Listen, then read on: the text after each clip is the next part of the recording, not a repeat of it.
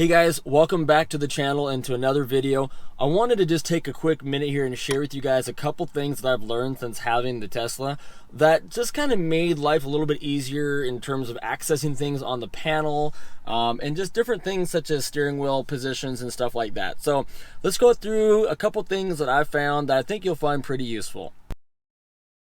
So the first thing I found out has to do with this screen here, the big touch screen. And when you're sitting here like this and you want to change the music, this part right here, and I got pretty long arms. This part right here is it's pretty easy to access, but reaching over here requires a little bit more. And so when I would turn on music in the past, I would just kind of press the music button, it'd be up full screen like that, and I would go, okay, great, adjust my music, and then just tap it again and go back down to my navigation. But then I learned that you can once it's up, you can drag it down once, you could drag it down again, but it still requires a little bit more taking your eyes off the road, because you got to kind of watch how much you're scrolling it there. So I was very happy when I learned that you can actually press this, get back to where you were, so that goes back to your preset by just tapping the little music symbol. But then I found that if you take this and just kind of flick it, look at that, it goes up another stage. So flick once and then again.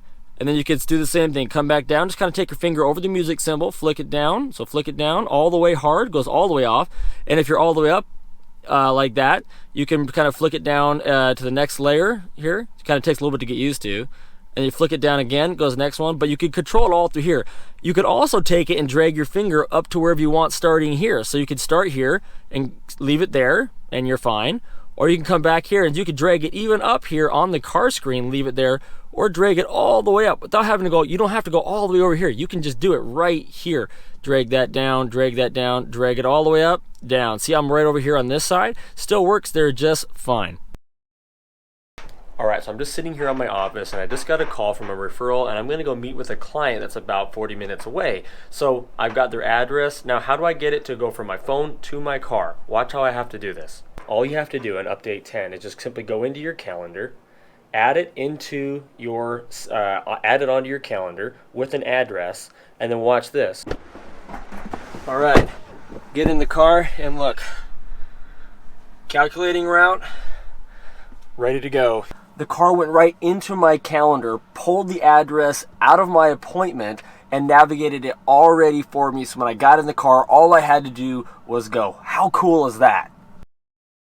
Now the next thing has to do with navigation. So let's say that you don't want to come up here and type in Safeway and figure out the closest Safeway. Instead, you or your spouse or whoever's has the app on their phone, the Tesla app, they can just find a location in here. So for example, let's say that I'm looking for Safeways here. So I pull up on my phone here a list of the Safeways around me. I can tap a Safeway, and before you hit directions, if you slide up like this on an iPhone, you can hit share. Okay, and all you got to do then is come down here and tap on the Tesla symbol and watch the car. It'll just send it the directions right to your Tesla, and you can just navigate just like that. And where I found this works really conveniently is, let's say you're like road tripping, and you're like, okay, you know what, find something good for dinner. Well, you're sitting there reading Yelp reviews, and you kind of figure where you want to do on your phone if you're doing some research. Then you just tap the address over to the Maps app, and then you can just quickly tap the share button, send it over to your Tesla. It makes it real convenient, real nice, without having to mess with the screen. So then what if you don't have that Tesla icon right there? So if you came down here, you picked a location, you came up, you hit share, but you didn't have a Tesla symbol there. Well, let me share with you how to have it. So first of all, you have to have the Tesla app installed on your phone. So if you don't have that app already in your phone, well, you're probably only using the key to get in, so you most likely have it on your phone. So what would happen is you come in here, and this is how you get it. You would scroll all the way over to the far right side, tap on more, okay, and your Tesla app would be down here. Only things in this section right here called favorites are going to display up there, okay, when you click on share. So you come down here and you're going to find the Tesla app. You're going to click edit. Then you're going to add the plus symbol next to the Tesla app. After doing that, it'll be up here in the top section. You can then take and drag it around by pressing on the three little lines next to it to the position that you want. I put mine in the very first position, and then you're going to be good to go in terms of having that share option available to you when you want to share the location of your navigation destination. That was kind of like a tongue twister. All right, now this next part comes to do with, let's say you're sitting, you're waiting for your wife, like mine, might be shopping at the mall, and I dropped her off, and because I'm awesome, I don't go in, and I sit in my car and watch Netflix. Well, that could be a 6-7 hour ordeal. So what I'm going to do is I want to turn on Netflix, I want to turn on my latest show, I want to, watch YouTube videos, whatever. Well, watch what you can do now. So you're sitting there in your car and you pull up the Netflix app and you say, okay, well, I want to watch this new Klaus film, all right? So you tap on, you get the show up that you want to watch. Then all you got to do is come down here to this little tiny share button. You tap share, okay? You're going to hit more options below that. It's going to pull up that same menu that you're used to, and watch this. Tap Tesla. And just like that, Netflix is automatically launched. If you have multiple logins, sometimes it'll ask you to do that, but otherwise, there it is right there for you, loaded. Now let's say that you're in a TV show. So now let's say you wanted to watch, The Office. So you pull up The Office. Okay, same thing. Okay, so what happens here is that when you go to click on share inside an actual TV show like The Office, you hit share, more options, Tesla. What it's going to do is it's going to take you just to The Office deal here. Then you can click resume, play, or whatever on that.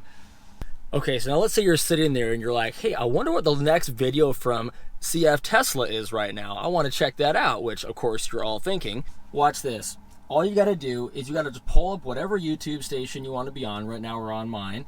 Okay, you would tip these 3 little dots over here in the corner. Okay, tap those little dots, come down here to share, and then scroll all the way to the far right. Of course, it's not in there right now, right? You don't see any Tesla sign in there. Hit more, and then it's going to be right up here in the same position that you've been seeing it in the other video segments. Hit Tesla, and it'll launch YouTube. Welcome to my brand new YouTube channel.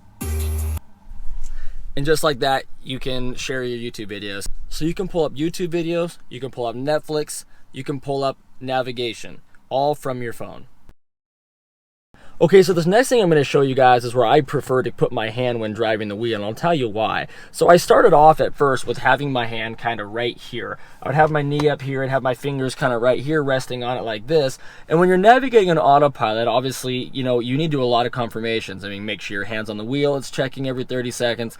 But it's also, what it's doing is when it's going to lane change, if you have an automatic lane change, it's going to want to make sure your hand's on the wheel. So it's going to make you kind of give it a little bit of a jolt right here. If your hand's on there, it's going to still say, you need to, move the wheel a bit. So you still have to move the wheel when it's doing that. And it was still kind of annoying. I was like, well, what's going on here? I thought this is supposed to be like real automatic lane change. That's not really automatic because I still have to confirm it. So after watching other people make videos and people talking about it, I happened to, just kind of see actually the guy from Dirty Tesla. It just mentioned it just kind of offhanded, and it totally solved my problem.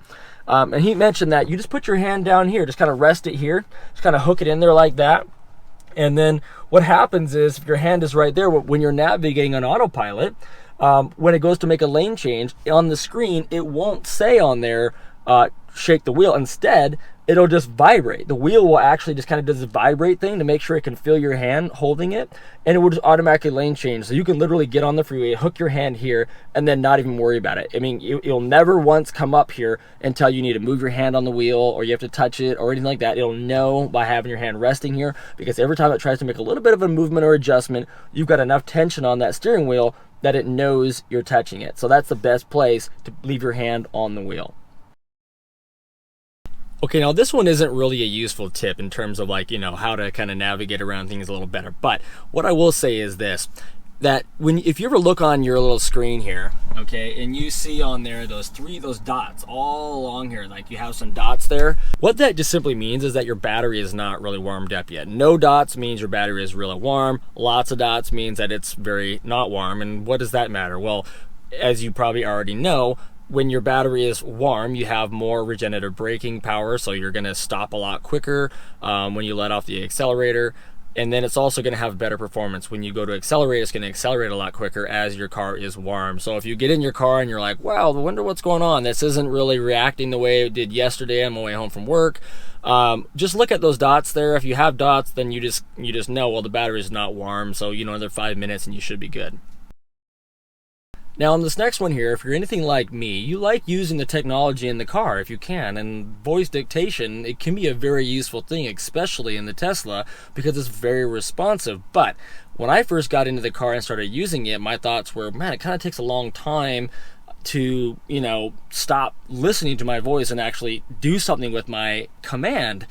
And then I learned something pretty cool. Now, the way I used to do this was I would come down here to the little mic button, I would press it, take me to Safeway.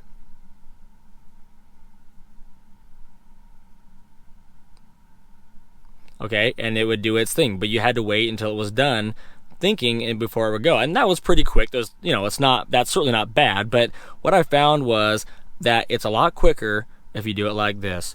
On the steering wheel here, if you were to go on here and press and hold this, and we'll do it in a second, it instantly turns that dictation on. And then what I found is if you press it again, as soon as you're done talking, then it tells the car you're done talking and it starts processing it versus it trying to decide if you're done talking or not. So watch this. Take me to Safeway. See, it's done. And look at how quick that was. Super, super fast. So one thing that was kind of small, but I thought was really neat to kind of find out, was that if I want to turn off, all my vents and just the air control and all that, I really didn't know how to do it. I was kind of looking around in my options and stuff, and I didn't really see anything. And the way that I knew how to do it before was to go like this. I would come down here to my, little fan symbol. I'd press on it, come up here and then hit the power button to turn it off, and then you'd hit that and it would turn off the power button. But again, that's more clicking, and if you could avoid that, why not? So here's what you can do. If you just simply come down here and just press and hold your finger, it flashes and it turns off just like that. Alright guys, that's what I got for you today. I hope you found one or two of those things to be kind of useful. I certainly did, and I'll see you guys on the next video. Hey guys, thanks again for watching one of our videos. If you like this video, please give me a thumbs up. If you're already a subscriber, thank you. And if not, please consider. I try to post on a weekly basis at least once.